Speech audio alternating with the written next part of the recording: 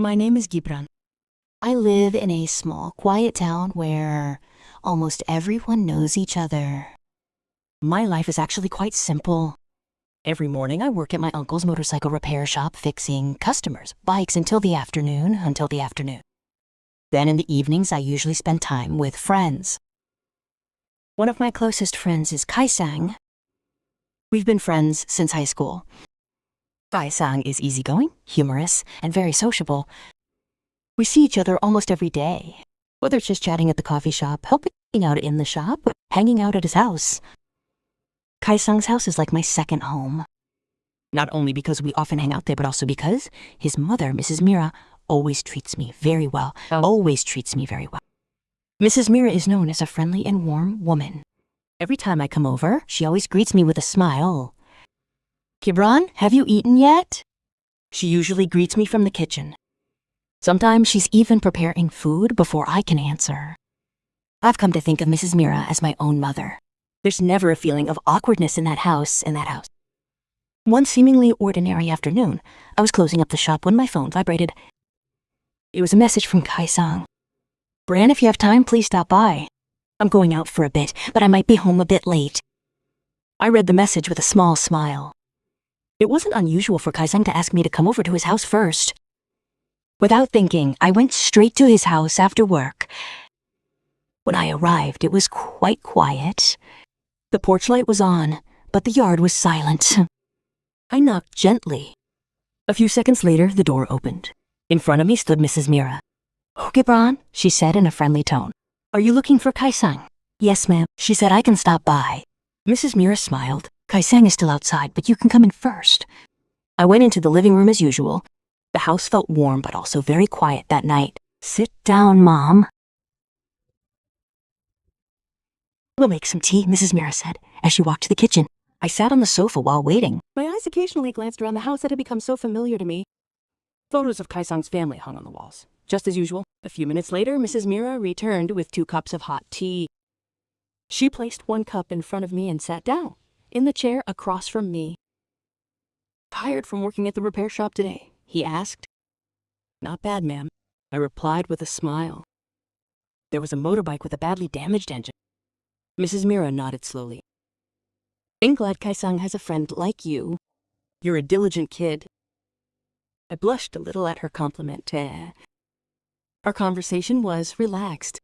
We talked about work, about daily life, even about my school days.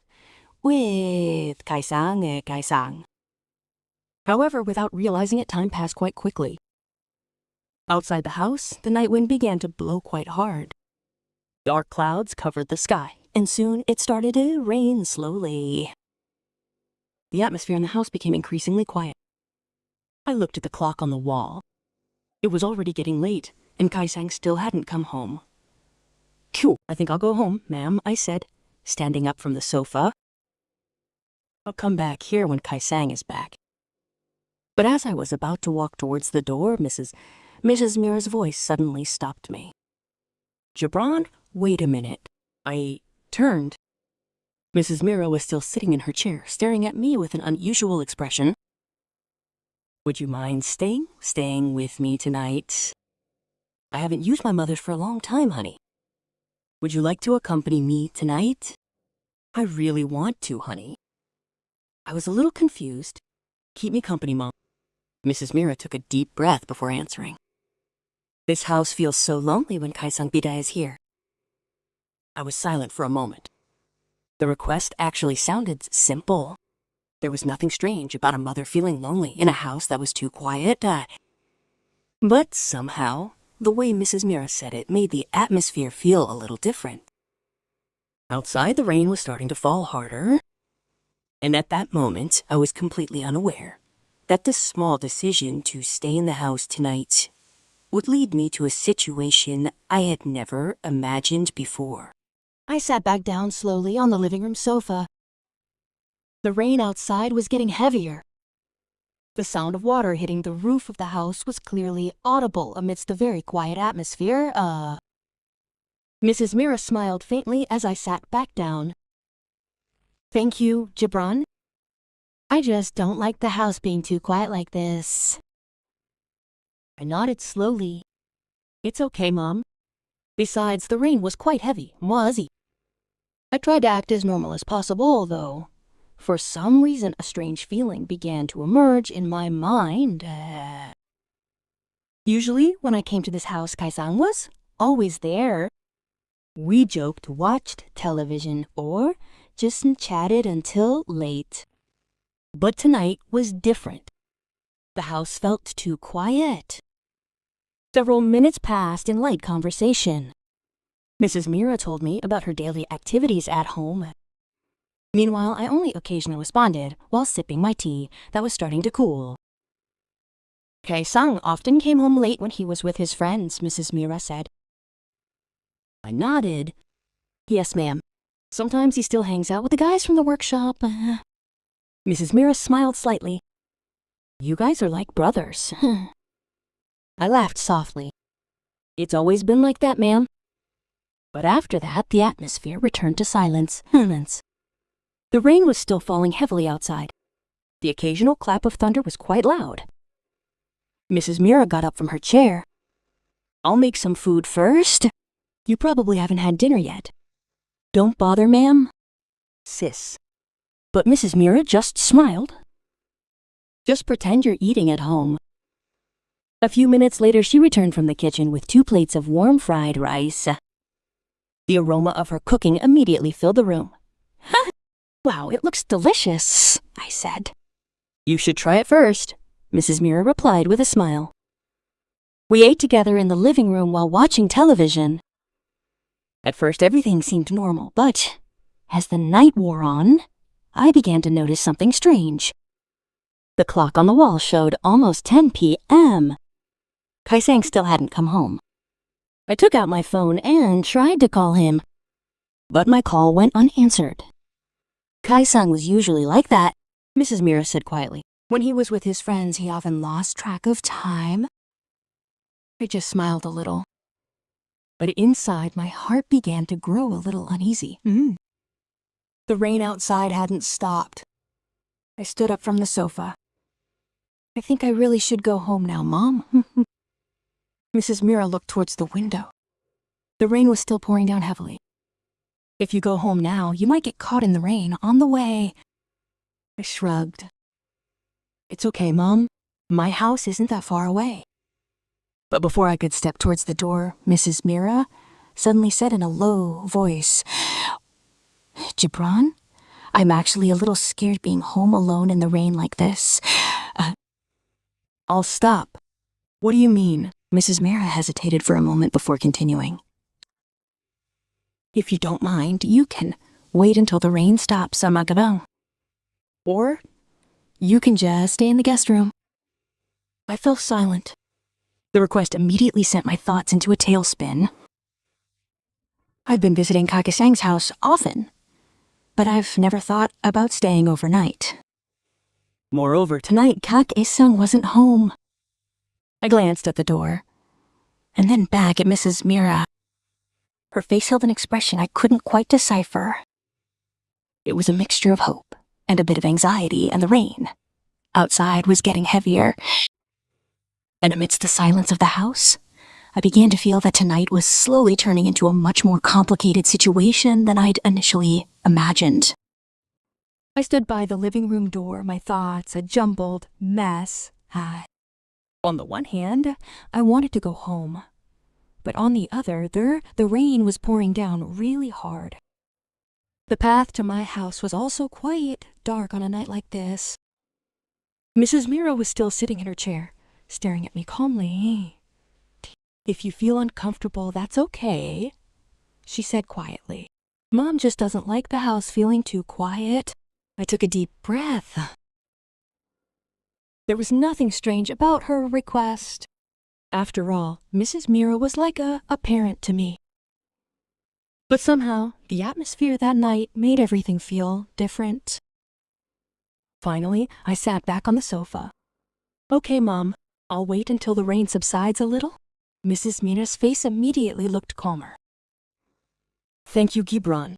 A few minutes later, she stood up and walked to the kitchen. Mom made some more hot tea. The air was quite chilly tonight.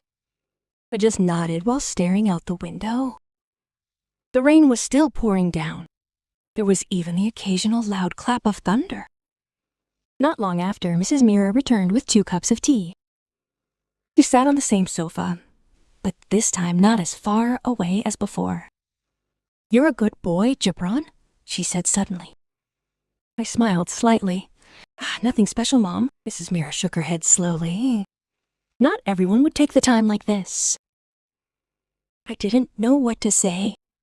I just took a sip of the hot tea in my hand. A few seconds later, Mrs. Mira spoke again. "Since Kaesang's father died, this house felt very different." I turned to her. I had always known that Kaesang lived alone with his mother. However, Mrs. Mira rarely talked about their past. Kaesang often went out with his friends. She continued. Mom is actually happy that he has so many friends, but sometimes this house feels very lonely. I began to understand how she felt. Loneliness can be a very difficult thing, especially when someone has to face a house that is too big alone. Kaesang actually really loves you, Mom, I said, trying to reassure her. Mrs. Mira smiled slightly. "You know?" Then the atmosphere was quiet again. The television was still on, but none of us were really paying attention to what was showing out Waza. A few moments later, Mrs. Mira stood up again. "Gibran, wait a minute, okay?" She walked down the hallway. I just sat there waiting. A few minutes later, she returned to the living room. But this time, she looked a little different. She had changed into more casual home clothes, as if she was getting ready to rest. I immediately felt a little awkward. "Sorry," she said with a small smile. Mom was used to getting ready for bed early. "It's okay, Mom," I replied. The clock on the wall showed almost 11 p.m. I tried to call Kaesang again, but my call still went unanswered. The rain outside also showed no signs of stopping. Mrs. Mira glanced towards the window. It looked like it would rain for a long time. I sighed softly. The night was getting late, and the situation was getting more difficult. If I went home now, the streets would be very wet and dark, but if I stayed here for some reason, my heart began to feel uneasy. Mrs. Mira then said in a low voice, "Gibran, the guest room is still tidy. You can rest there if you really have to wait until morning." I looked at her hesitantly, because for the first time that night, I truly felt that the decision I would make next could bring about a major change in the relationship between me, Kaesang, and his mother, Taeda. I stood for a long time in the living room without saying anything. My mind was full of various possibilities that made my chest increasingly uneasy. On the one hand, I didn't want to overreact. Mrs. Mira was just a mother who felt lonely in her own home. There was nothing wrong with her request. But on the other hand, I also couldn't ignore my own feelings, so I knew this was my best friend's house. And standing in front of me now was her mother. Mrs. Mira still stood a few steps away from me. Her face looked calm, but I could see a hint of hope in her eyes. "If you're uncomfortable, it's okay," she said quietly. "I'm just offering you the guest room so you don't have to go home in the rain." I looked towards the window. The rain was still pouring down outside. The road in front of the house was barely visible due to the mist of rainwater. I looked back at my phone. Still no word from the Emperor. For some reason, the night felt so long. I took a deep breath. "Okay, Mom, I'll just wait until the rain eases a bit." Mrs. Mira nodded slowly. But a few minutes later, the rain got heavier. The wind also started blowing hard enough to make the tree branches in the yard sway low. The clock on the wall showed almost midnight. I was starting to feel like I couldn't go home now. Mrs. Mira finally said again, "Gibran, you can use the guest room." I'm very sleepy too. I was silent for a few seconds before finally nodding. "Okay, Mom." Mrs. Mira walked down the hallway and pointed to one of the doors. "This is the guest room. If you need anything, just call me." I opened the door slowly. The room was quite simple but very tidy. The bed was neatly made as if it were always ready for use. I put my jacket on the chair and sat on the edge of the bed. My mind was still unsettled. I felt the situation tonight was too strange. It was unusual for me to be in the Emperor's house this late at night without him around. A few minutes later, I heard footsteps from outside the room. The door was slightly open. Mrs. Mira was standing there. "Gibran, are you comfortable in the room?" "Yes, ma'am. Thank you." She smiled slightly. "Then I'll go to sleep." I nodded. "Good night, ma'am." But before closing the door, Mrs. Mira suddenly said in a very low voice, "Thank you for staying with me tonight." That sentence made me pause for a moment. After the door closed again, I immediately lay down on the bed. However, my eyes couldn't close. My mind kept replaying the events of that night over and over again. I realized one very important thing. Tonight might not happen. But still, if Kaisang one day found out that I had stayed at his house when he was not there, I wasn't sure if he would see me the same way as before. That thought kept spinning in my head all night. I lay on the guest bedroom bed staring at the ceiling, which felt so silent. The sound of the rain still falling outside was the only sound that accompanied the long night. I tried to close my eyes, but my anxiety made it difficult to sleep. There was a feeling in my heart that kept coming. The feeling that I had to protect something very important, my best friend's trust. A few moments later, I heard soft footsteps outside the room. They stopped right in front of the door. I immediately sat up in bed. A few seconds later, there was a small knock. "Gibran, are you still asleep?" Mrs. Mira's voice sounded softly from behind the door. I got up and opened it slightly. Mrs. Mira was standing in front of the room, her face looking tired, but still smiling. "I just wanted to make sure you were okay," she said. "Yes, ma'am. I'm fine." Mrs. Mira nodded slowly. "I'm sorry if I made you stay here." I shook my head quickly. "No, ma'am. It's okay." We stood in silence for a few seconds in the hallway. Then Mrs. Mira said in a softer tone, "Thank you for keeping me company tonight. Sometimes loneliness can be scary." I can feel the honesty in her words. But that's precisely why I feel like I have to do something right. I took a deep breath. "Ma'am, I just want to say one thing." Mrs. Mira looked at me in surprise. "What was it?" I stared at the floor for a moment before answering. "Kaisang is the best friend I've ever had." Mira was silent. "I don't want to do anything that could disappoint him." I continued. For a few seconds, ma'am stared at me silently. Then slowly she smiled. A different smile than before, calmer, more understanding. "Ma'am understands Gibran," she said softly. That sentence made my heart a little relieved. Mira then said again, "You are indeed a very good friend to Kaisang." I smiled slightly. "Thank you, ma'am." After that, Mira returned to her room.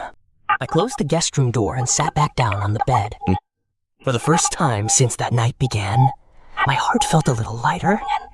Because I know one thing. Sometimes the biggest test in life is not facing enemies or big problems, but taking care of yourself when no one else is. And that night, I felt that I had finally managed to pass the test that almost destroyed the friendship I had cared for 4 years. I was finally able to close my eyes, even if only for a few hours. When I woke up the morning, sunlight was already streaming in through the gap in the guest room curtains. The sound of the rain that had been so heavy the night before had now stopped completely.